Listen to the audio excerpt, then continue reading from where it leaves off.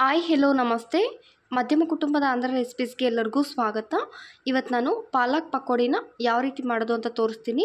ತುಂಬಾ ರುಚಿಯಾಗಿರುತ್ತೆ. ಯಾರಾದರೂ ಗೆಸ್ಟ್ ಮನೆಗೆ ಬಂದಾಗ ಸ್ನ್ಯಾಕ್ಸಾಗಿ ಪಕೋಡಿನ ಮಾಡಿಕೊಡಿ. ರೆಸಿಪಿ ಕೇಳಲಿಲ್ಲ ಅಂದರೆ ಅವಾಗ ಕೇಳಿ, ತುಂಬ ರುಚಿಯಾಗಿರುತ್ತೆ. ಯಾವ ರೀತಿ ಮಾಡೋದು ನೋಡೋಣ ಬನ್ನಿ. ಪಾಲಕ್ ಪಕೋಡಿನ ಮಾಡೋದಕ್ಕೆ ಮೊದಲಿಗೆ ನಾವು ಇಲ್ಲಿ ಕಡಲೆಬೇಳೆನ ನೆನೆಸ್ಕೋಬೇಕು. ನಾನಿಲ್ಲಿ ಕಡಲೆಬೇಳೆನ 6 ಗಂಟೆಗಳ ಕಾಲ ನೆನೆಸಿಟ್ಕೊಂಡಿದ್ದೆ. ಚೆನ್ನಾಗಿ ನೆಂದರೆ ಚೆನ್ನಾಗಿರುತ್ತೆ ಕಡಲೆಬೇಳೆ. ನಮ್ಗೆ ಎಷ್ಟು ಬೇಕೋ ಪಕೋಡಿ ನೋಡಿಕೊಂಡು ಅಷ್ಟು ನಾವಿಲ್ಲಿ ನೆನೆಸಿಟ್ಕೋಬೋದು ಕಡಲೆಬೇಳೆನ. ನೆಂದಾದಮೇಲೆ ಇವಾಗ ನಾವು ಮಿಕ್ಸಿ ಜಾರಲ್ಲಿ ಹಾಕಿ ಇದನ್ನು ತರಿಯಾಗಿ ಗ್ರೈಂಡ್ ಮಾಡ್ಕೋಬೇಕು. ತುಂಬ ನುಣ್ಣಗೆ ಬೇಡ, ಸ್ವಲ್ಪ ಈ ರೀತಿ ತರಿಯಾಗೇ ವಡೆಗೆ ಯಾವ ರೀತಿ ನಾವು ಗ್ರೈಂಡ್ ಮಾಡ್ಕೊತೀವಿ ಈ ರೀತಿ ಗ್ರೈಂಡ್ ಮಾಡಿಕೊಂಡು ಇವಾಗ ಇದನ್ನು ಒಂದು ಮಿಕ್ಸಿಂಗ್ ಬೌಲಲ್ಲಿ ಹಾಕ್ಕೊಳ್ಳೋಣ. ಈ ರೀತಿ ಎಲ್ಲ ಕೂಡ ಮಿಕ್ಸಿಂಗ್ ಬೌಲಲ್ಲಿ ಹಾಕ್ಕೊಂಡಾದ್ಮೇಲೆ ನಾವಿವಾಗ ಒಂದು ಮಸಾಲೆನ ರುಬ್ಕೊಳ್ಳೋಣ. ಇದಕ್ಕೆ ನಾನು ಸ್ವಲ್ಪ ಕಡಲೆಬೇಳೆನ ಉಳಿಸಿಟ್ಕೊಂಡಿದ್ದೆ ಆ ಮಸಾಲೆ ಜೊತೆಗೆ ರುಬ್ಕೊಳ್ಳೋದಕ್ಕೆ. ಈ ಕಡಲೆಬೇಳೆನ ಹಾಕ್ಕೊಂಡು ಇದ್ರ ಜೊತೆಗೇ ನಾನಿಲ್ಲಿ ಒಂದು 5-6 ಹಸಿಮೆಣ್ಸಿನ್ಕಾಯಿನ ಹಾಕಿದ್ದೀನಿ. ನಮ್ಮ ಖಾರಕ್ಕೆ ಅನುಗುಣವಾಗಿ ನೋಡಿಕೊಂಡು ಹಸಿಮೆಣ್ಸಿನ್ಕಾಯಿನ ಹಾಕ್ಕೋಬೋದು. ಹಾಗೆ 1.5 ಇಂಚಿನಷ್ಟು ಶುಂಠಿ, ಒಂದು 5 ಎಸಳು ಬೆಳ್ಳುಳ್ಳಿ, ಸ್ವಲ್ಪ ಚಕ್ಕೆ, 2 ಲವಂಗನ ಹಾಕಿದ್ದೀನಿ. ಚಕ್ಕೆ ಲವಂಗ ಫ್ಲೇವರು ತುಂಬ ಚೆನ್ನಾಗಿರುತ್ತೆ ಈ ಪಕೋಡಿಯಲ್ಲಿ. ಜೀರಿಗೆ ನಿಮ್ಗೆ ಇಷ್ಟ ಆಗಿದ್ದರೆ ಜೀರಿಗೆ ಕೂಡ ಹಾಕ್ಕೋಬೋದು. ಚಕ್ಕೆ ಲವಂಗ ಇಷ್ಟ ಇಲ್ಲ ಅಂದರೆ ಸ್ಕಿಪ್ ಮಾಡ್ಬೋದು.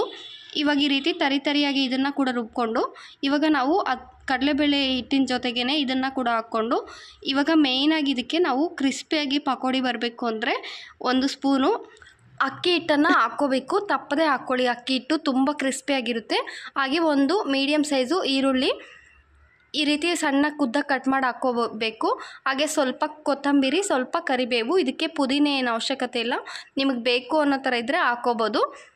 ಇವಾಗ ಮೇನ್ ಇಂಗ್ರೀಡಿಯೆಂಟ್ ಪಾಲಕ್ ಅಲ್ವಾ, ಪಾಲಕ್ ಪಕೋಡಿ ಆಗಿರೋದ್ರಿಂದ ನಾನಿಲ್ಲಿ ಪಾಲಕ್ಕು ಎಳೆ ಸೊಪ್ಪನ್ನು ತಗೊಂಡು ಎಲೆ ಬಿಡಿಸ್ಕೊಂಡು ಈ ರೀತಿ ಸಣ್ಣಕ್ಕೆ ಪಾಲಕನ್ನು ಹೆಚ್ಕೊಂಡಿದ್ದೀನಿ.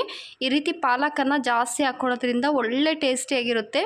ತುಂಬ ಅಂದರೆ ತುಂಬ ಚೆನ್ನಾಗಿರುತ್ತೆ ಪಾಲಕ್ ಪಕೋಡಿ. ನೋಡಿ, ಈ ರೀತಿ ಪಾಲಕನ್ನು ಹಾಕ್ಕೊಂಡು ಎಲ್ಲ ಕೂಡ ನೀಟಾಗಿ ಮಿಕ್ಸ್ ಮಾಡ್ಕೋಬೇಕು. ಫಸ್ಟೇ ಸಾಲ್ಟನ್ನು ಹಾಕ್ಕೋಬೇಡಿ, ಸಾಲ್ಟು ಮತ್ತು ನೋಡ್ಕೊಂಡು ಹಾಕ್ಕೋಬೇಕಾಗುತ್ತೆ. ಪಾಲಕ್ ಅಲ್ವಾ, ಅದರಿಂದ ಆದಷ್ಟು ಕಡಿಮೆನೇ ಸಾಲ್ಟನ್ನು ಹಾಕ್ಕೋಬೇಕು. ಡೀಪ್ ಫ್ರೈ ಮಾಡೋ ಯಾವುದೇ ಒಂದು ತಿಂಡಿಗಾಗಲಿ ನಾವು ಸಾಲ್ಟು ಸ್ವಲ್ಪ ಕಡಿಮೆನೇ ಹಾಕ್ಕೋಬೇಕು. ಈ ರೀತಿ ಎಲ್ಲ ಕೂಡ ಚೆನ್ನಾಗಿ ಮಿಕ್ಸ್ ಆಗೋ ಥರ ಮಿಕ್ಸ್ ಮಾಡ್ಕೋಬೇಕು. ಈ ರೀತಿ ಮಿಕ್ಸ್ ಆದಮೇಲೆ ನಾವು ಇವಾಗ ಇದಕ್ಕೆ ಸಾಲ್ಟನ್ನು ಆ್ಯಡ್ ಮಾಡ್ಕೊಳ್ಳೋಣ. ನೀರನ್ನು 1 ಡ್ರಾಪ್ ಕೂಡ ನೀರು ಹಾಕ್ಕೊಳ್ಳೋ ಅಗತ್ಯ ಇಲ್ಲ ಇದಕ್ಕೆ.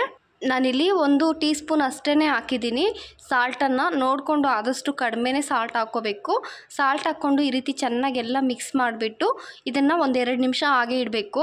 ನಾವಿಲ್ಲಿ ಪಾಲಕ್ ತುಂಬಾ ಹಾಕಿದ್ದೀವಲ್ವ, ಅದರಿಂದ ನಮಗೆ ಕಲಸಿದ ತಕ್ಷಣ ಹಾಕೋಕ್ಕೆ ಪಾಲಕ್ಕು ಬರೋದಿಲ್ಲ. ಸ್ವಲ್ಪ ಒಂದು 2 ನಿಮಿಷ ಹಾಗೆ ಇಟ್ಟು ಆನಂತರ ನಾವು ಇವಾಗ ಸ್ಟವ್ ಮೇಲೆ ಒಂದು ಡೀಪ್ ಫ್ರೈ ಮಾಡೋಕ್ಕೆ ಬಾಣಲಿನ ಇಟ್ಟು ಎಷ್ಟು ಎಣ್ಣೆ ಬೇಕೋ ಅಷ್ಟು ಎಣ್ಣೆನ ಹಾಕಿ ಎಣ್ಣೆ ಸ್ವಲ್ಪ ಚೆನ್ನಾಗಿ ಬಿಸಿ ಆದಮೇಲೆ ಮೀಡಿಯಮ್ ಫ್ಲೇಮ್ ಇಟ್ಕೊಂಡು ಪಾಲಕ್ ಪಕೋಡಿನ ಹಾಕ್ಕೋಬೇಕು.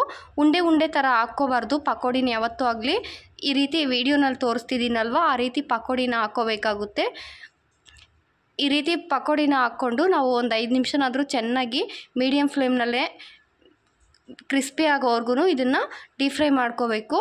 ಸಾಮಾನ್ಯವಾಗಿ ನಾವು ಯಾವತ್ತು ಸಬ್ಬಸಿಗೆ ಸೊಪ್ಪಿನಲ್ಲಿ ಬೋಂಡ ವಡೆನ ಮಾಡ್ತಿರ್ತೀವಲ್ವ, ಆ ಥರ ಅಲ್ಲದೆ ಒಂದು ಸಲ ನೀವು ಈ ರೀತಿ ಪಾಲಕ್ ಪಕೋಡಿನ ಟ್ರೈ ಮಾಡಿ. ತುಂಬ ಅಂದರೆ ತುಂಬ ಟೇಸ್ಟಿಯಾಗಿರುತ್ತೆ. ಪಾಲಕ್ ಆರೋಗ್ಯ ಕೂಡ ತುಂಬಾ ಒಳ್ಳೆಯದು. ಈ ರೀತಿ ಚೆನ್ನಾಗಿ ಡೀಪ್ ಫ್ರೈ ಮಾಡಾದಮೇಲೆ ಈ ರೀತಿ ಬಣ್ಣ ಬದಲಾದ್ಮೇಲೆ ತೆಗ್ಕೊಬಿಡಬೇಕು. ತುಂಬ ಕಲರ್ ಚೇಂಜ್ ಆಗೋವರೆಗೂ ಇದನ್ನು ಇಡಬಾರ್ದು. ಮತ್ತು ನಾವು ತೆಗೆದ ಮೇಲೆ ಕೂಡ ಇದು ಸ್ವಲ್ಪ ಕಲರ್ ಚೇಂಜ್ ಆಗುತ್ತೆ. ಈ ರೀತಿ ಆದಮೇಲೆ ನಾವು ಎಲ್ಲ ತೆಗ್ಕೋಬೇಕಾಗುತ್ತೆ. ತೆಗೆದುಬಿಟ್ಟು ಟಿಶ್ಯೂ ಪೇಪರ್ ಮೇಲೆ ಹಾಕಿದ್ರೆ ನಮಗೆ ಕ್ರಿಸ್ಪಿಯಾಗಿರುತ್ತೆ. ನಾವು ಈ ರೀತಿ ವಡೆ ಆಗಿರ್ಬೋದು, ಪಕೋಡಿ ಆಗಿರ್ಬೋದು, ಮುಚ್ಚಳ ಮುಚ್ಚದೆ ಹಾಗೆ ಇಟ್ಟರೆ ನಮಗೆ ಕ್ರಿಸ್ಪಿಯಾಗೇ ಇರುತ್ತೆ.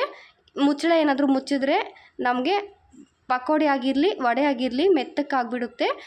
ತುಂಬ ಜನ ಕ್ರಿಸ್ಪಿಯಾಗಿ ತಿನ್ನೋಕೆ ಇಷ್ಟಪಡ್ತಾರಲ್ವ, ಅಂಥವ್ರಿಗೆ ನೀವು ಈ ಥರ ಮಾಡಿ ಮುಚ್ಚಳನ ಮುಚ್ಚಬೇಡಿ. ಪಕೋಡಿನ ಹಾಗೆ ಇಟ್ಟರೆ ನಾವು ಎಷ್ಟೊತ್ತಾದರೂ ಆಗಲಿ ಬಿಡಿ, ನಿಮಗೆ ಕ್ರಿಸ್ಪಿಯಾಗೇ ಇರುತ್ತೆ. ತುಂಬ ಅಂದರೆ ತುಂಬ ಟೇಸ್ಟಿಯಾಗಿರುತ್ತೆ. ಉಂಡೆ ಥರ ಹಾಕ್ಕೊಂಡ್ರೂ ಕೂಡ ಪಕೋಡಿ ಅಷ್ಟೊಂದು ಟೇಸ್ಟಿಯಾಗಿರಲ್ಲ. ಪಕೋಡಿ ಶೇಪ್ನಲ್ಲೇ ನಾವು ಪಕೋಡಿನ ಹಾಕ್ಕೋಬೇಕು, ಆವಾಗಲೇ ತುಂಬ ಚೆನ್ನಾಗಿರೋದು, ಕ್ರಿಸ್ಪಿಯಾಗೂ ಇರುತ್ತೆ. ನೀರನ್ನ ಯಾವತ್ತಾದರೂ ಆಗಲಿ ಯಾವುದೇ ಪಕೋಡಿ ಮಾಡೋವಾಗ ನೀರನ್ನ ಹಾಕ್ಕೋಬಾರ್ದು. ನಾವು ಈರುಳ್ಳಿಯಲ್ಲಿ ನಾವು ಬೇರೆ ಏನಾದರೂ ಸೊಪ್ಪನ್ನು ಹಾಕಿದ್ರೆ ಸೊಪ್ಪಿನಲ್ಲಿರುವಂಥ ತೇವಾಂಶದಲ್ಲೇ ನಾವು ಪಕೋಡಿಗೆ ಹಿಟ್ಟನ್ನು ಕಲಿಸ್ಕೋಬೇಕಾಗುತ್ತೆ ಅಷ್ಟೇ. ಈ ರೀತಿ ತುಂಬ ಅಂದರೆ ತುಂಬ ಟೇಸ್ಟಿಯಾಗಿರುತ್ತೆ. ಖಂಡಿತ ಒಂದು ಸಲ ಪಾಲಕ್ ಪಕೋಡಿನ ಟ್ರೈ ಮಾಡಿ. ಒಂದು ಸಲ ಈ ರೀತಿ ಏನಾದರೂ ಪಾಲಕ್ ಪಕೋಡಿನ ನೀವು ರುಚಿ ನೋಡಿದ್ರೆ ಮತ್ತೆ ಯಾವತ್ತೂ ಕೂಡ ಪಾಲಕ್ ಪಕೋಡಿನೇ ಮಾಡ್ತಿರ್ತೀರ. ತುಂಬ ಅಂದರೆ ತುಂಬ ಸೂಪರಾಗಿರುತ್ತೆ. ಖಂಡಿತ ಟ್ರೈ ಮಾಡಿ. ಇಷ್ಟ ಆಗಿದ್ದರೆ ಲೈಕ್ ಮಾಡಿ, ನಿಮ್ಮ ಫ್ರೆಂಡ್ಸ್ಗೂ ಫ್ಯಾಮ್ಲಿಗೆ ಕೂಡ ಶೇರ್ ಮಾಡಿ. ಥ್ಯಾಂಕ್ಸ್.